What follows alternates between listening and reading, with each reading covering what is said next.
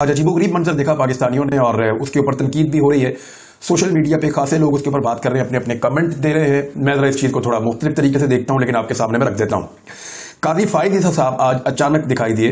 ये पाकिस्तान के आने वाले चीफ जस्टिस ऑफ पाकिस्तान, वो पार्लियामेंट में बैठे हुए थे क्योंकि आइन के हवाले से गोल्डन जुबली की तकरीबात हो रही थी, लेकिन उनका जिन लोगों के बीच में वो बैठे थे इन चीज़ों को लेकर खासी तनकीद हो रही है। जिन लोगों के दरमियान काजी फायद ईसा साहब बैठे हुए थे, ये नैबज़दा काबीना है। आसिफ अली जरदारी उनके साथ मौजूद थे। आसिफ अली जरदारी सब जानते हैं वफामत के बादशाह हैं, जिनका हाल ही में जो सबसे बड़ा कारनामा है वो वफादारियों को तब्दील करवाना है। हॉर्स ट्रेडिंग का अगर पाकिस्तान में कोई ट्रेड मार्क है तो वो आसिफ अली जरदारी साहब है, और इन्हें पाकिस्तान की सियासत में एक अलग किस्म का मुकाम हासिल है। इनके साथ काजी फायद ईसा साहब का बैठना, एक जानिब इसहाक डार साहब साथ मौजूद थे। इसहाक डार वो शख्सियत है जो अदालत में ये बयान दे चुके हैं कि उन्होंने शरीफ खानदान के लिए मनी लॉन्ड्रिंग की थी। कुछ अर्सा पहले तक वो मफरूर भी थे और इश्तिहारी भी थे, लेकिन जब रिजीम चेंज ऑपरेशन हुआ तो उसके बाद उनको फैसिलिटेट किया गया, पाकिस्तान लाया गया और पाकिस्तान लाकर उनको वजीर बनाया गया। इसके लिए कानून के अंदर बड़ी गुंजाइशें भी पैदा की जाती हैं। काजी साहब के साथ मुख्तलिफ तस्वीर में मुख्तलिफ अहबाब बैठे हुए थे। कहीं पे पीपल्स पार्टी के लोग, कहीं पे PMLN के लोग, वजीर आजम भी साथ बैठे रहे, कभी फजलुर रहमान साहब की पार्टी के लोग, कभी किसी और पार्टी के लोग। यानी ऐसा लग रहा था कि जैसे ये एक इजहार यकजहती है जो किया जा रहा है। बड़ी हैरत हुई ये देखकर, मुझे भी बहुत हुई, पाकिस्तान के अंदर जो बाकी लोग हैं उनको भी बहुत हुई। बहुत सारे लोगों ने इस पर बहुत सारे नुकात उठाए हैं। अजहर सिद्दीक साहब जो सीनियर लॉयर हैं, उनका ये कहना है काजी फायद ईसा साहब के यहाँ बैठने के बारे में कि पार्लियामेंट के असेंबली हॉल में मौजूद हैं। जस्टिस काजी फायद ईसा आज इस दिन पार्लियामेंट में मौजूद है, उसी पार्लियामेंट में मौजूद है जिसने सुप्रीम कोर्ट का एक आईनी हुक्म मानने से इनकार कर दिया है।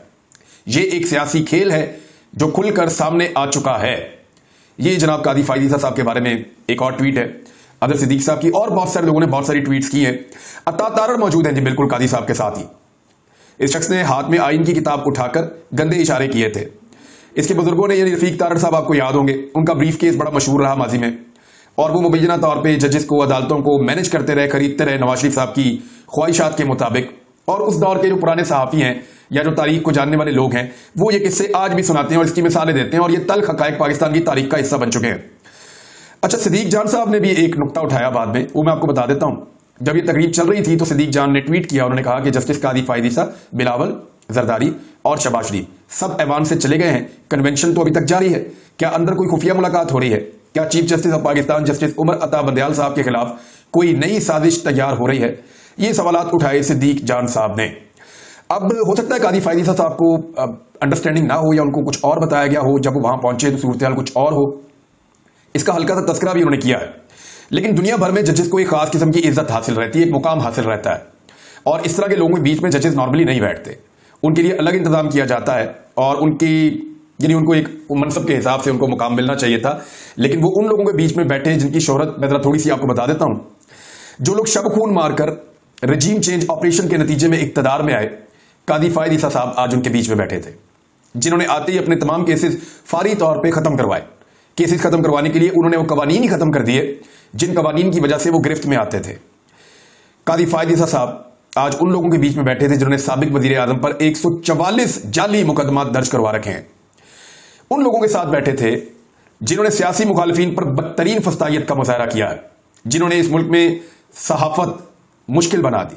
सहाफियों के ऊपर इन्होंने गद्दारियों के और बगावतों के मुकदमे दर्ज करवाए हैं। इंसानी हकूक की बदतरीन पामालियां की हैं अपने सहूलतकारों के साथ मिलकर। चादर और चार दीवारी का तकद्दुस बार बार पामाल किया है। खवातीन की बेहुरमती बार बार की गई है। काजी फायद ईसा साहब उन लोगों के बीच में बैठे जिन्होंने गरीबों के साथ कुछ वादे किए और ख्वाब दिखाए, और उसके बाद इक़्तिदार में आने के बाद वो तमाम ख्वाब तोड़ दिए। जिन्होंने मंडियां लगाई और बार बार लगाई, जिनकी ऑडियोज और वीडियोस तक मौजूद हैं कि ये कैसे मंडियां लगाते थे और कैसे इंसानों को खरीदते थे, हॉर्स ट्रेडिंग करते थे। जिन्होंने महंगाई 3 गुना ज्यादा कर दी है, पाकिस्तान की मईशत को डबो कर रख दिया है। काजी फायद ईसा साहब इन लोगों के दरमियान में बैठे थे, जिन्होंने इसी ऐवान के अंदर चीफ जस्टिस ऑफ पाकिस्तान और सुप्रीम कोर्ट ऑफ पाकिस्तान की तौहीन की है, बार बार की है और आज फिर की है। मुझे नहीं लगता कि काजी फायद ईसा साहब को इन लोगों के दरमियान बैठना चाहिए था। बहरहाल वो एक मुअज़्ज़िज़ जज है, ये उनका अपना फैसला है, वो जहां चाहे शिरकत कर सकते हैं। लेकिन ऐसी मिसालें हमें इस तरह से मिलती नहीं हैं जैसी यहां पे कायम की जा रही हैं पाकिस्तान के अंदर।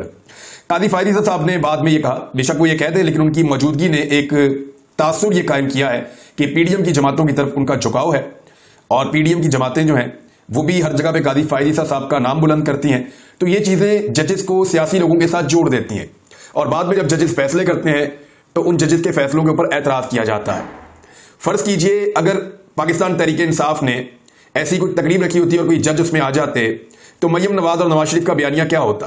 वो ये कहते कि आज गठजोड़ खुलकर सामने आ गया, आज पता चल गया कि ये जज इन लोगों के साथ मिला हुआ है, आज पता चल गया कि ये सब एक साथ मिलकर साजिश कर रहे हैं, आज पता चल गया कि जमहूरियत और आइन के खिलाफ रची जाने वाली साजिश के अंदर ये किरदार भी मुलव्विस था। इस किस्म के स्टेटमेंट आने थे मरियम नवाज, नवाज शरीफ, बिलावल, बाकी लोगों की जानिब से। बहरहाल कादी फायद ईसा साहब ने जब वहां पे सियासी तकारीर की गई और इवन अदालत के ऊपर बार बार इस फोरम के ऊपर तनकीद की जाती है, चीफ जस्टिस ऑफ पाकिस्तान को टारगेट किया जाता है, तो उन्होंने कहा मेरी मौजूदगी में जो सियासी बातें हुई मैं उनसे मुत्तफिक नहीं हूं। अब सियासी लोगों में आए हैं तो सियासी बातें ही उन्होंने करनी थी। उन्होंने कहा कि इदारे की तरफ से कहना चाहता हूं हम इस किताब के साथ खड़े हैं, अल्लाह के बाद इस किताब का साया है, मैं कानून के तरीके से देखता हूं और सियासी तनाजुर में देखता हूं। सियासत आपका काम है, मेरा नहीं है, मैं चीजों को कानून की नजर से देखता हूं। उन्होंने कहा कि हम आईने पाकिस्तान के साथ खड़े हैं, हमारा काम कानून के मुताबिक बरवक्त फैसला करना, आपका काम अवाम के मफाद में कानून साजी करना है। सारी कानून साजी तो उन्होंने अपने मफाद में की है कादी साहब, और अभी सुप्रीम कोर्ट ऑफ पाकिस्तान को दबाने के लिए, अदालती इख्तियारात को कम करने के लिए दोबारा कानून साजी कर रहे हैं। उन्होंने कहा जी कि हमारा काम है आईन और कानून के मुताबिक जल्दी जल्दी फैसले करें। फिर कहा कि हम कभी कभी दुश्मनों से इतनी नफरत नहीं करते जितनी आपस में करते हैं, अपनी गलतियों और नादानियों को समझकर आगे बढ़ना चाहिए। कादी फायद ईसा ने कहा कि आइन की गोल्डन जुबली में शिरकत के लिए हाजिर हुआ, दूसरे जज साहिबान इसलिए नहीं आ सके, शायद वो मसरूफ थे। मैंने पूछा था क्या बातें होंगी, बताया गया आइन की बातें होंगी, मेरी मौजूदगी में जो सियासी बातें हुई उनसे मेरा कोई ताल्लुक नहीं है। और डिस्क्लेमर भी दे दिया कादी फायद ईसा साहब ने। उन्होंने कहा हो सकता है कि अगर यहां बैठने वाले अफराद के खिलाफ फैसला आ जाए तो आप कहें कि हमने तो आपको बुलाया था, फिर हमारे खिलाफ फैसला दिया, शायद मेरे खिलाफ तनकीद हो, हम दस्तूर के साथ खड़े रहेंगे और उसके मुताबिक काम करेंगे। देखिए कादी फायद ईसा साहब कोई भी फैसला करेंगे ना मुतनाज़ हो जाएगा मामला। पीडीएम के खिलाफ फैसला करेंगे तो कहा जाएगा कि स्कोर सेटल कर रहे हैं, बराबर कर रहे हैं, मसलियत है।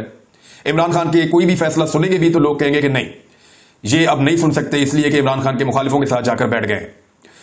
अब इस सूरत हाल में मुझे नहीं लगता कि यानी अदालत को और कितना कंट्रोवर्शियल करना है। कादी फायद ईसा साहब का ये वाला फैसला तो मेरी बिल्कुल समझ से ही बाहर है, मुझे नहीं समझ आई कि ये क्या हुआ है। इसी फ्लोर के ऊपर खड़े होकर सुप्रीम कोर्ट ऑफ पाकिस्तान के मुअज़्ज़िज़ जज साहिबान की तौहीन बार बार की जा रही है, नाम ले लेकर, और वहां पे कादी फायद ईसा साहब आने वाले चीफ जस्टिस खड़े।